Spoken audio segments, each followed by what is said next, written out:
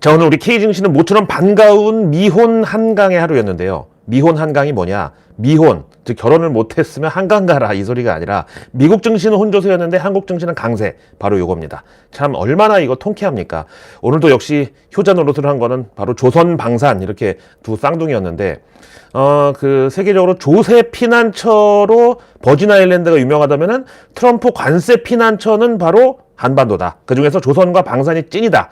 이런 인식이 이번 주 계속 K증시의 메인 테마가, 메인 드라이버가 되고 있습니다. 하여간 그래서 미국이든 트럼프든 어쨌든 우리가 수출해서 걔네가 사다 쓰는 것도 걔네들 입장에서는 아쉬운 거. 이게 바로 조선 반도체 이런 건데 사실 우리가 이걸 무기로 관세 협상에서 좀 은근히 압박을 해도 된다고 봅니다. 왜? 아쉬운 거는 미국이거든. 근데 우리는 너무 그런 협상에 있어서 좀 좋게 말하면 신사적이고 아니면 그냥 알아서 너무 기어 들어간다 그럴까? 그런 게 좀 안타깝죠. 하여간 이런데도 외국인들은 오늘도 또 K증시에서 순매도로 팔아 제꼈는데요. 이거는 조금 이따 설명드리고 하여간 어제 내일 뉴스랑 외국계 리포트 보신 분들은 오늘도 역시 어떤 개이득에 그래서 난이도 1짜리 매우 쉬운 그런 하루가 되셨을 거예요.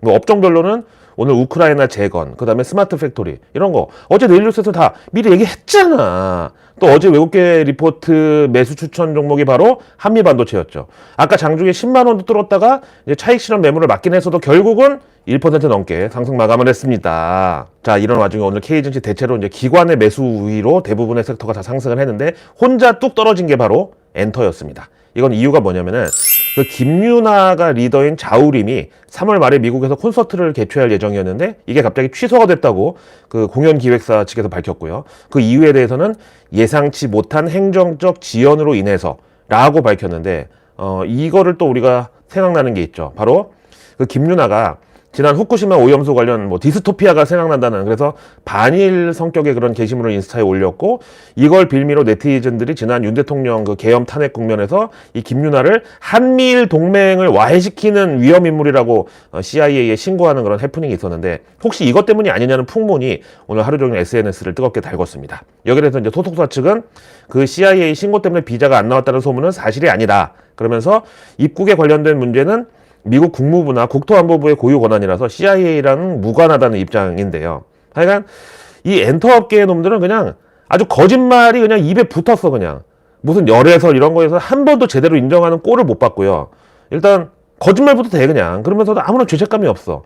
결국 이제 뭐 누구 집에서 새벽에 머리 새집 찍고 눈 비비면서 나오는 사진 정도는 까발려져야 그때 가서 마지못해 인정을 해. 예전에 그 힐링 캠프인가 그때 그 한혜진이랑 기성용 열애설 나왔을 때도 뭐 울고불고 아니라고 막 지랄하더니 결국은 결혼까지 갔잖아. 그 다음에 그 기상캐스터 누구도 뭐 절대 아니라고 왜 내 말을 안 믿어주냐고 난리치다가 결국 또 결혼했고. 그래서 제가 이제 K엔터는 절대 투자하지 말라는 이유가 이런 거예요. 아니 그냥 애들이 그냥 거짓말도 다 연기의 영역이라고 생각하는 건지 그냥 거짓말이 그냥 습관이야. 그래서 저는 지금까지 뭐 대형주든 뭐 소형주든 하여간 엔터주 들어갔다가 잘된 꼴을 못 봤어. 하여간 이번에 그 자우림 뉴욕 공연이 원래 3월 22일에 잡혀 있었는데 그러면 그 비자 면제 ESTA가 거절이 났어도 정식으로 미국 대사관에 방문 비자를 신청해도 될 시간인데 왜 콘서트를 연기도 아닌 취소를 해버렸는지 여기에 대해서는 더 많은 의혹을 남기게 됐죠. 그래서 이제 제가 제일 극혐하는 게 바로 그 내로남불 이중성이에요. 사실 뭐 본인의 어떤 가치나 신념에 따라서 어떤 나라에 호감을 가질 수도 있고 또 반감을 가질 수도 있어요. 그거는 다 존중을 합니다. 근데 이번 김유나 케이스는 반일에 대해서 확고한 신념을 그렇게 본인 SNS에다가 공개적으로 올려놓고 또 과거에는 그 일본에 가서 스시랑 뭐 고등어회였나? 하여간 그렇게 또 일본 바다에서 나는 해산물은 또 좋다고 먹었던 이것 때문에 이제 내로남불이라고 네티즌들의 미움을 산 거잖아요. 그래서 그걸로 CIA 신고까지 먹게 된 거고. 그러니까 뭐 패션 좌파라는 말도 있지만 본인의 신념은 본인이 좀 스스로 정리를 하고 그 다음에 SNS에 씨부리든가 하여간 대중의 인기를 먹고 사는 사람일수록 더더욱 입장 정리가 깔끔해야죠. 후쿠시마 오염수 관련해서 뭐한 선민의식인지 뭔지 따끔하게 일본에 대해서 일침은 놓고 싶고 그래서 대중의 칭찬은 받고 싶고 그러면 그 대신에 일시를 좋아해서 막 환장하는 그딴 모습은 최소한 보이지를 말았어야죠. 그리고 참 제가 이제 어릴 때부터 그 일본 음악을 잘 알고 또 많이 들어서 진짜 일본에서 가라오케를 가면은 웬만한 일본 8090 노래 제가 다 부를 수 있거든요. 그래서 현지 사람들이 나보고 희한하다 그래. 일본어는 더럽게 못하는데 어떻게 노래는 그렇게 다 하냐고 그럴 정도인데 문제는 그 자우림의 노래도 진짜 일본 노래 비슷한 게 너무 많아요. 제가 뭐 법적으로 표절인지 아닌지까지는 판정을 못 하겠지만 이건 누가 들어도 정말 곡 진행하고 클라이막스 부분이 너무 똑같은 노래가 많아요. 근데 이거는 뭐 90년대 가수들이 워낙에 당시 일본 노래를 아무런 진짜 양심의 가책도 없이 갖다 베꼈던 사례가 있었는데, 당시 일본 문화가 개방이 안 돼서 안 걸릴 줄 알았던 게 김대중 정부에서 일본 문화를 전면 개방하면서 바로 그 전면 개방하는 원년 1월 1일 0시에 그 튜브라는 그룹이 그 우리나라에 와서 콘서트를 했거든요. 저는 그 튜브도 사실 좋아하는데, 그때 그걸 이제 케이블 채널 엠넷에서 라이브로 이제 공연 실황을 중계를 했는데, 당시에 진짜 충격받은 사람들이 많았어요. 왜? 다 어디서 듣던 멜로디랑 노래들이었거든요. 그래서 그 튜브 1집의 경우는 뭐 얘 그냥 첫 곡부터 다 갖다 뺏겼어. 국내 작곡가들이 엄청 많이 카피했어요. 그래서 오늘 엔터주들이 이 자우림 김유나 콘서트 취소 때문에 이제 전부 동반 하락을 해버렸다. 뭐 뉴진스, 아이유 하여간 그 지난 계엄 탄핵 국면에서 뭐 정치적 입장을 드러내기도 했고, 또 집회하는 분들한테 그놈의 선결제니 뭐니 그런 걸로 이제 생색충을 자처했던 연예인들 이제 다 CIA에 신고 들어갔는데, 앞으로 해외 콘서트 맡기면은요, 뭐 엔터업계는 거의 재앙급인 거죠. 근데 이거 뭐 북한의 5호 담당제도 아니고 우리 같은 한국 사람끼리 좀 이건 너무하는 거 아닌가, 좀 그런 생각은 솔직히 듭니다. 대신에 연예인들도 이번 기회에 대충 어디 숟가락 올리고 묻어가려는 이런 거는 자제를 좀 해야죠. 이게 다 그 가수 리아를 아무런 진짜 기준도 없이 그냥 비례대표 국회의원 배지 달아준 그런 것도 좀 일조하지 않았나요? 자, 그럼 이제 외국인들이 오늘도 또 K증시에서 순매도로 팔아치워버린 이유는 뭐냐.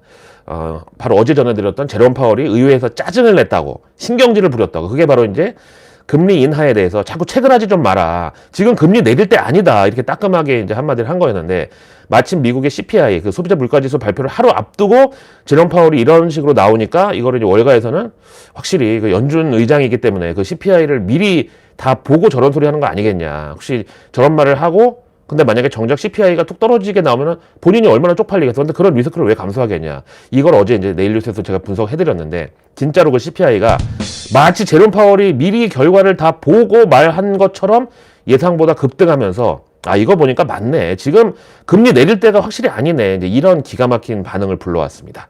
아, 정말 수치가 수치스럽게 나온 게, 연준의 인플레 목표치가 2%대인데 이게 갑자기 3%를 찍어버렸고요. 거기다 이제 월간으로 한 달 만에 0.5%포인트 올라가 버려가지고, 지난 2023년 8월 한창 그 CPI가 고공행진을 하던 그 이후로 최대폭의 월간 상승률을 기록했습니다. 이러니까 월가 유동성 중독자들은 야, 이거 잘못하면 올해 상반기 내내 금리 동결, 그러다 재수 없으면 연말까지도 금리 인하를 못 볼 수도 있겠다. 그러면 연준 유동성 사탕은 당분간 맛도 못 보는 거 아니냐, 이런 어떤 날카로운 반응이 오늘 K증시 외국인 매도세로 또 이어진 거죠. 자, 그 와중에 애플이 모처럼 주목을 받고 있는 소식인데요. 사실 애플이 AI에 있어서는 정말 혁신의 상징인 애플답지 않게 제대로 이제 구색조차 맞추지 못하고 따라오지도 못하고 있다는 그런 치욕을 당해 왔는데, 심지어 그 아이폰 뉴스 요약 서비스에서 멀쩡하게 살아있는 사람을 죽었다고 이렇게, 아니 다른 것도 아닌 뉴스를 진짜 오보를 낸 게 밝혀져서 또 한창 시끄러웠죠. 아, 그런데 바로 그 애플이 이번에 로봇을 개발 중이라고. 그것도 휴머노이드. 이게 이제 현재로서는 제일 유명한 게 그 테슬라의 옵티머스죠. 그래서 휴머노이드 로봇을 우리말로 바꾼다면 뭐 반려 로봇 이 정도로 되는데, 뭐 일상에서 우리가 마트 가서 장 보고 또 무거운 짐도 들어주고 이런 역할부터 집에서 그 로봇 청소기처럼 가사일, 청소, 빨래, 심지어 요리까지 인터넷에서 레시피 보고 똑같이 만들어주는 그야말로 뭐 반려자 역할의 로봇이죠. 근데 현재 애플은 이런 휴머노이드랑 비휴머노이드 로봇을 동시에 개발하고 있다는데요. 이제 비휴머노이드는 뭐 이렇게 의인화되어 있는 휴머노이드랑 다르게 어떤 특정 기능에 특화된 그런 로봇을 의미하는 거고요. 여기에서 그 에자랄, 그 애플에 대해서는 하여간 모든 걸 다 잘하는 그 대만 TF증권의 권밍치 애널리스트가 현재 애플은 이거를 스마트 홈 생태계 구축 차원에서 개발한다라고 보네요. 그럼에도 뭐 이 애플의 휴머노이드 로봇 출시 시점은 빨라야 2028년경으로 예상을 합니다. 사실 저는 예전부터 계속 말해왔지만 4차 산업혁명 시대랑 실업률 증가는 이게 어쩔 수 없는 숙명이라고 보는데, 이제 애플이 만드는 휴머노이드 로봇의 경우는 글쎄요, 인류의 삶은 편하게 만들 수 있겠지만 대신에 그 비휴머노이드 로봇의 경우는 이제 우리가 주변에서 쉽게 보지만 그 휴게소에서 이제는 우동이나 가락국수 같은 거 로봇이 만들어서 팔아요. 그러면 그 이모님들은 이제 그 고속도로 통행료 징수하시던 그 분들하고 같이 이제 일자리를 잃을 수밖에 없는 거죠. 대신에 이 휴머노이드 로봇의 경우는 저는 순기능으로는 그 인플레이션, 물가 하락에 도움이 된다고 보는데, 사실 유통 단계에서 인건비 들어가는 이걸 휴머노이드 로봇이 많이 세이브할 수 있다고 봐요. 왜냐하면은 당장 마트를 가도 사람이 그 휴머노이드 로봇을 대신에 마트에 집어넣어 놓고 이거저거 사오라고 이제 하면, 여기는 뭐 제품을 진열하고 전시하고 이런 게 필요가 없잖아요. 그냥 그 휴머노이드 로봇이 그 센서로 다 구분해 가지고 창고에 있는 거 그냥 꺼내다가 바코드로 자동 계산하고 그냥 들고 나오면 되니까. 근데 이 애플 같은 데도 2028년 이후 출시라고 하니까 아직은 이제 몇 년 더 남은 건데, 하여간 오늘 그 우리 국내 소비자 물가 관련해서 자료 보니까 거의 이제 한국 사람들한테 생필품격인 커피랑 또 라면 이런 품목도 대부분 20% 가까이 다 올라갔어요. 사실 근데 이것도 외식 물가 차원에서만 보면은 그 이유가 또 법인카드가 저는 물가를 끌어올리는 어떤 주범 역할을 한다고 보는데, 사실 뭐 회사 다니는 분들은 특히 여의도 같은 데는요, 대부분 법카로 밥도 술도 다 먹기 때문에 가격이 얼마든지 별로 신경을 안 써요. 그래서 요즘 점심에 샐러드, 그 포케 같은 거 많이들 사 드시는데, 그게 여의도에서 15,000원, 18,000원, 막 20,000원짜리도 있어요. 그래도 이제 점심은 대부분 그냥 일반 평사원도 다 법카로 먹으니까 그냥 신경 안 쓰고 사 먹는 거죠. 그러니까 그 여의도가 꼭 아니더라도 당장 뭐 저희 동네 이 용산만 해도 뭐 하이브, LG U+, 또 아모레퍼시픽, 그리고 3일회계법인 이런 회사 본사가 다 있다 보니까 그 직원들이 주로 많이 가는 식당의 경우는 가격에 있어서 주인도 별 부담 없이 막 올리더라고요.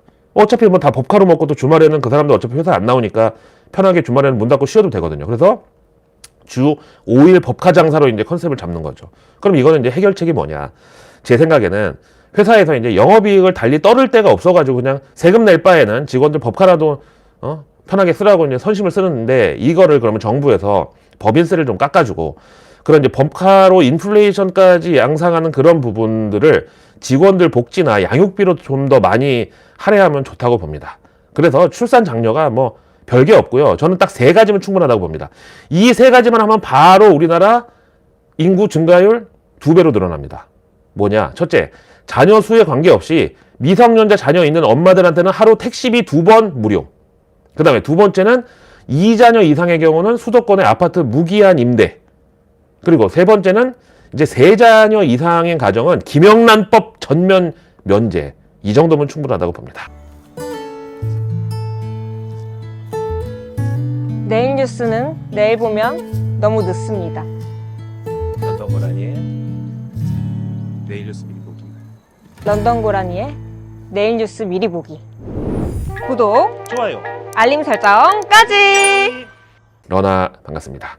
아까 낮에 러닝머신 하면서 그 케이블 TV 방송을 봤는데, 뭐 이혼 숙려 캠프인가? 거기 어떤 젊은 부부가 이제 나왔는데, 남자는 주식하다가 거의 가사는 다 탕진했고 여자는 인스타 중독자야. 이런 부부가 있는데, 진짜 그거보다 혈압 올려서 쓰러질 뻔했는데, 남자는 지난 코로나 때 그놈의 마바라들 가스라이팅에 당해가지고 주식 처음에 시작했는데, 그때는 그냥 뭐 사는 대로 다 오르니까 자기가 주식 천재인 줄 알고 계속 돈 갖다 넣었다가 나중에는 집 담보대출까지 받아서 넣고, 지금은 뭐 다 녹았어. 그냥 마이너스가 뭐 하여간 뭐 다 말아먹었고, 반면에 그 아내는 남편이 주식으로 그렇게 말아먹은 거 내가 돈 벌어보겠다고 하면서 하루 종일 인스타 올리고 남의 거 보고 댓글 달고, 그냥 핸드폰을 손에서 놓질 않으니까 애들이 거기도 셋이나 되는데 애들이 또 뒷전이야. 그래서 지금 양육권 가지고 뭐 막 싸우고 있는 거야. 근데 참 그 아내분은 본인이 인플루언서가 꿈이라는데 벌써 딱 봐도, 예?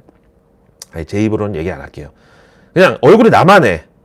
하여간 그걸 보면서, 물론 이제 방송이라는 게 다 고지고대로 믿으면 안 되겠지만, 그 집에 이제 주식이라는 것만 없었어도 가정이 그 지경까지는 가지 않았을 것 같다. 그냥 평범하게 살고 이혼 숙려 캠프까지 나오지 않을 수도 있었는데, 지금 애 셋은 결국은 이제 하나는 엄마 따라가고 둘은 아빠 따라가고 좀 이렇게 생리별을 하게 생겼어 지금.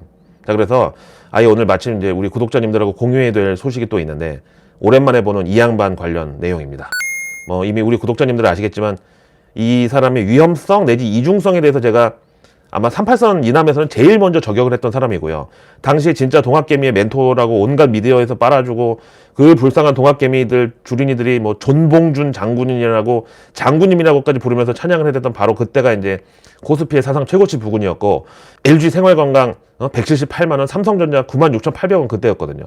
그래서 바로 그때 제가 이제 매불쇼 거기 나가가지고 왜 이 사람의 말을 따르는 게 위험한지, 조심해야 되는지, 그리고 특히 어떤 주장이 모순인지 그리고 이 사람의 캐릭터가 어떤지 이제 제가 분석을 해드렸는데 이걸로 이제 송사에 휘말리기까지 했고 하여튼 근데 그 동학개미 열풍이 이제 시들면서 많은 동학개미들이 정말 그 우금치 전투 때처럼 거의 오늘날 하고 있을 때쯤 이 사람이 자기 부인 이름으로 즉 차명으로 본인 고등학교 때 친구가 일하는 부동산 P2P 상품에 가입을 했다는 게 알려져서 금감원에서 뭐 이걸 가지고 막 그때 심사를 하고 여기에 대해서 위법성 여부를 판단한다고 하고 그러면서 이제 본인은 그 메리츠 자산운용 대표직에서 물러났고요. 이제 그 당시에 그 부동산 P2P 회사가 그 고양 CGV 있는 그 건물에 투자도 했었고 하여튼 그래서 평소에 입만 열면 뭐 한국은 부동산에 자산이 너무 많이 쏠려 있어서 자본시장이 발전이 안 되는 거다. 그래서 뭐 심지어 살던 집도 팔고 월세 살면서 나머지 돈 다 주식에 투자라고 그랬었잖아요. 아 이거 팩트예요. 본인이 다 한 말이에요. 근데 그래놓고 본인은 뒤로 본인 친구가 다니는 P2P 금융에 그것도 부동산 투자에다가 돈을 넣었고 또 그것도 모자라서 본인 이름도 아니라 아내의 명의로 차명으로 투자를 했고 또 거기다가 이제 본인이 대표이사로 있던 메리츠 자산운용의 펀드 자금도 거기다가 이제 넣었다는 게 밝혀진 거고 그래서 결국 이제 이것 때문에 금감원에서 무슨 조치 받아가지고 대표이사직도 이제 물러나게 됐는데 참 그 이후 교묘하게도 본인이 금감원 조사 결과 징계 받은 걸 이제 여기에서 보도한 언론사에서 자기를 누명 씌운 것처럼 이제 해서 10억 원의 손배소랑 정정 보도를 요구하는 소송을 낸 거예요. 근데 그 재판 결과가 1심에서 원고 패소. 그러니까 그 언론사 잘못 없다고 판결을 났고 이번에 2심도 역시 같은 결과가 나와서 사실상 터무니없는 억가를 부렸다는 게 이제 밝혀진 거예요. 그래서 지금 이 방송을 보고 또 저한테 소송을 해도 저는 상관없는 게 진짜 재판에 가게 되면 제가 이 사람이 대한민국 개인 투자자들한테 끼친 해악에 대해서 10시간도 더 저는 법정에서 진술할 수가 있어요. 그러다 뭐 내가 명예훼손으로 벌금형 때려 맞아도 좋습니다. 오히려 저는 훈장이라고 생각하고 평생 전과자로 살 각오가 다 돼 있습니다. 하여튼 당시 이제 언론 보도가 뭐였냐면 그때 이제 이 사람이 본인이 아닌 부인 명의로 그 부동산 P2P에 투자를 했는데 그걸 이제 이 사람은 아니다. 아내가 알아서 한 거다. 이렇게 주장했는데 재판부에서는 그 아내라는 사람이 이제 도예가라고 하는데 도자기 만드는 사람이 도대체 이 자금이 어디서 나서 이 돈으로 투자를 했냐. 그렇다고 도예가가 돈을 못 번다는 소리가 아니라 뭐 도자기를 만들어서 팔았으면 뭐 증빙이 있을 거 아니에요. 그래서 그거에 대해서 재판부에서 자료를 요구했더니 그 자금 출처에 대해서는 끝까지 자료를 제출하지 않았다는 거예요. 아니 우리 구독자님들 참 저보다 더 현명하시고 인사이트가 깊으신 분들도 많은데 이게 지금 무슨 상황인지 감이 딱 오시지 않나요? 하여간 그리고 또 메리츠에서 그 부동산 P2P 회사에 투자했다는 언론 보도에 대해서 문제 삼으면서 그 회사에 투자한 게 아니라 그 회사에서 중개하는 상품에 투자를 한 거라고 참 아니 진짜 다른 거 다 떠나서 어떻게 그 검은 머리 외국인들은 하는 짓이 이렇게 다 똑같죠?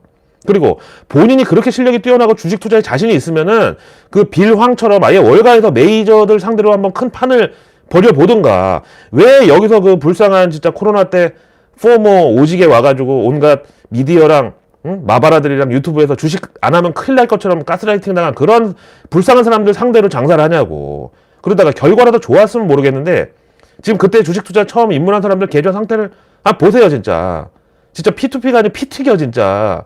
아니 위험한 걸 위험하지 않다고 속인 것도 어떻게 보면 사기고 기망에 해당하지 않나요? 자 그럼 이제 올해 그 어느 때보다 이벤트가 많이 몰린 3월 뭐 정기주충 시즌, 상패 시즌 거기다가 3월 31일은 공매도 재개 그리고 어제 말씀드린 대체거래소가 이제 3월 4일부터 런칭하고 또 이제 정부 일정이라는 게 제가 이제 라이브 때 말씀드렸지만 보통 새해 들어서 바뀌는 것 이렇게 이제 카드 뉴스가 나오는 게 이제 1월 1일부터 적용인데 이 금융시장은 보통 이제 연말 결산이고 3월에 정기주총에서 이제 그걸 뭐 승인을 하다 보니까 3월 이후부터 달라지는 것들이 많아요, 금융시장은. 그래서 이제 올해 4월부터는 또 모든 펀드를 ETF처럼 거래소에서 사고 팔 수 있는 공모펀드 상장 제도도 시행이 되는데 이럴 경우에 역시 또 쏠림 현상은 더 심해질 수도 있고 대신에 유동성은 하여간 뭐 직투든 간투든 그러니까 직접 투자 목적이든 간접 투자 목적이든 다 뭐 시너지를 낼 수는 있다고 봅니다. 그리고 이제 4월 23일부터는 불공정 거래, 불법 공매도 행위자 등에 대한 계좌 지급 정지, 금융투자상품 거래 제한 명령 및 상장사 임원 선임 재임 제한 명령 제도 이게 도입되는데 그러니까 지금까지는 그냥 솜방망이 처분이라고 해서 그냥 뭐 세력이 작전하다 걸리면 과징금 한 150억 맞고 변호사비 한 50억 쓰고 200억 이상만 하여튼 남겨먹을 수 있으면 그만이다라고 했던 게 이제는 한층 강화가 됩니다. 거기다가 자사주에 대한 대주주의 사실상 그 초법적인 권한을 제한하는 제도도 새로 생기는데 지금까지는 인적 분할을 할 때도 그 대주주에 대해서는 자사주 신주 배정이 당연했는데 이게 어떤 대주주의 지배력을 높이는 일명 자사주의 마법으로 악용되는 경우가 많았죠. 그래서 이제부터는 인적 분할 시에 대주주의 신주 배정이 제한되는 거고 또 자사주 처분 시에 그 과정에 대한 공시도 대폭 강화될 예정입니다. 근데 이제 아시다시피 미국처럼 사전 예고 내지 승인이 아니라 아니 뭐 이미 다 팔아버리고 나서 지분 변동 내역 공시 연락이 해봤자 이미 주가는 폭락하고 수급은 망가져버린 뒤에 뭐 어쩌라는 거죠? 거기다가 뭐 그냥 오늘 하루 어쩌다 빠진 줄 알았는데 공시를 보니까 친인척 아니면 임직원 자사주 매도 이런 거 이제 털린 거라고 하면은 아니 물린 사람들 더 열만 받는 거 아닌가? 자, 그럼 오늘의 외국계 리포트로 넘어가서 한국 타이어 앤 테크놀로지 여기에 대해서 JP모간이 매우 매력적인 사업 구조를 가진 데다가 최근에 사상 최고 수준의 영업이익률을 기록하고 있는데 반해서 이제 한원 시스템 인수 및 낮은 배당 성향에 대해서는 뭐 이게 뭐 부정적이라는 게 아니라 앞으로 좋아질 그런 잠재력이 있다, 포텐셜이 있다 이렇게 본대요. 그래서 올해 2025년 전망은 물량 증가가 지속될 거고 영업이익률도 10% 중반대로 유지할 것으로. 그 다음에 미국 테네시 공장이 2026년 완공, 그 다음에 헝가리 공장은 2027년 완공으로 잡고 있어서 이것도 또한 한국 타이어 추가 성장을 기대할 수 있고 주가에도 호재다. 그래서 투자이익은 오버웨이, 즉 비중 확대에다가 목표가 55,000원으로 콜했습니다. 그 다음에 이제 오늘 금감원에서 그 은행권의 부실 자산 관리에 대해서 한 소리를 했는데 그래서 이제 KB금융이 오늘 급락 나왔는데 여기는 HSBC가 그래도 KB금융이 주요 은행 중에서 해외 자산 및 부채 비중이 가장 낮아서 최근 환해지 포지션에 있어서는 리스크가 제일 적다고 보고 그래서 이제 주주 환원도 지속적으로 강화할 걸로 기대한대요. 그래서 나온 목표가가 12만 원의 투자 의견 매수입니다. 자, 이어서 이제 네이버는 골드만삭스에서 분석하는데 검색 플랫폼 성장 가속화 지속, 그리고 커머스 부문의 견조한 매출 성장과 쇼핑 광고 성장세의 반등 이런 것들을 이제 호재로 꼽았고 특히 검색 플랫폼은 그 성장률이 3분기 11%에서 4분기 14.7%로 급가속이 됐다네요. 요거는 아무래도 지난 연말에 그 계엄 탄핵 관련해서 전 국민적인 뉴스 검색이 몰렸던 덕분이고 이제 또 4분기에는 뭐 이것저것 살 것도 많고 세일도 많이 하다 보니까 그런 검색 덕분 아닐까요? 하여간 이렇게 네이버 검색이 이제 트래픽이 증가하니까 당연히 커머스 쪽도 매출 성장폭이 컸고 대신에 네이버 콘텐츠의 매출은 여전히 부진하다. 여기 뭐 그 치지직 뭐 이런 거 이제 들어가 있죠. 그럼에도 골드만삭스는 이런 매출 성장 가속화의 지속 가능성 그리고 네이버의 AI 전략에 대한 기대감을 반영해서 투자 의견 매수의 목표가 33만 원으로 콜했습니다. 그 다음에 이제 삼성중공업에 대해서는 맥쿼리 증권이 올해 2025년 신규 수주 목표가 98억 달러. 이게 이제 작년 73억 달러 대비 뚜렷한 증가로 제시했고 이 중에서 58억 달러는 상선, 나머지는 LNG에서 수주할 걸로 기대한대요. 거기다가 올해 강력한 이익 회복세를 바탕으로 매출 가이던스 10조 5천억에 영업이익 6,300억을 전망했고요. 여기에 대한 촉매제는 크게 세 가지. 우선 미국 LNG 수출 프로젝트 승인, 그 다음에 멤브레인과 강판 비용 같은 원가의 안정화 가능성, 그리고 세 번째가 미국과 중국 간 지정학적 긴장 고조로 인한 우리가 반사이익, 이렇게. 그래서 이제 투자 의견 당연히 비중 확대의 목표가 16,000원이 나왔습니다. 그래서 내일 뉴스는 내일 보면 너무너무 늦습니다. 구독과 알림 설정 그리고 주변에 소중한 분들께 이 내일 뉴스 미리 보기를 공유해 주세요. 그럼 제가 아직 나오지 않은 오늘의 뉴스도 아닌 내일의 뉴스를 매일 저녁 여러분들의 안방으로 직접 배달합니다. 자, 내일은 벌써 이번 주 마지막 거래인 금요일이자 발렌타인데이인데요. 저는 초콜릿 같은 거 전혀 바라지 않고요. 대신에 우리 구독자님들께 꼭 부탁드리고 싶은 게 하나 있습니다. 이거 돈 안 드는 거예요. 바로 이제 내일부터 주말인데 밤에 주무실 때 핸드폰 충전기 꽂아놓고 유튜브 제 런던 고라니 채널에 들어가시면 이제 재생 목록이라고 있거든요. 그걸 연속 재생으로 해놓고 이제 주무실 때 소리 끄고 주무시면은 저한테 정말 큰 도움이 됩니다. 안 그래도 요즘 아예 그냥 라이브는 대부분 다 수익 창출 정지 때려 맞고 있고요. 제가 이러다가 만약에 알고리즘이 제 채널을 유해하다고 이제 낙인 찍어버리면은 이제 우리가 만날 수 있는 오작교가 무너지는 거예요. 이제 그래서 주무실 때 소리 안 나게 해서 연속 재생으로 그렇게 좀 유튜브 제 채널 틀어놓고 주무시는 것만으로도 저는 너무너무 감사드리고 발렌타인데이 초콜릿보다 훨씬 더 좋은 선물로 감사드립니다.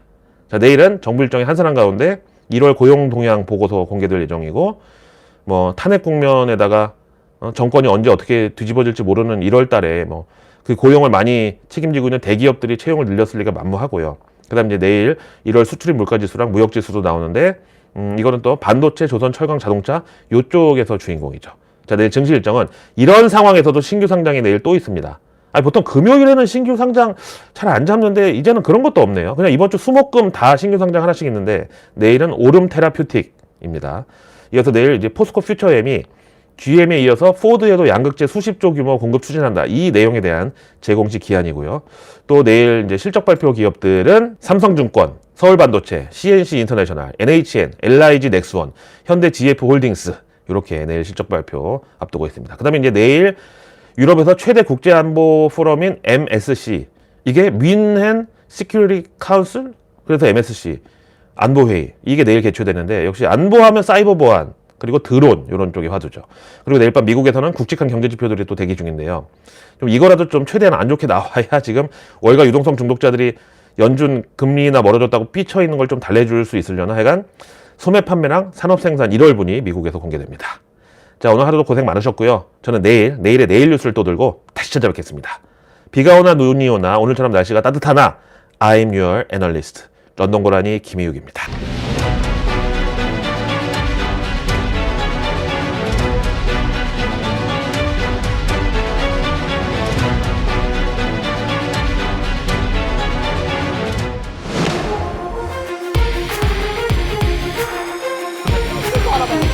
그건 걱정하지 마. 아주 무상했어.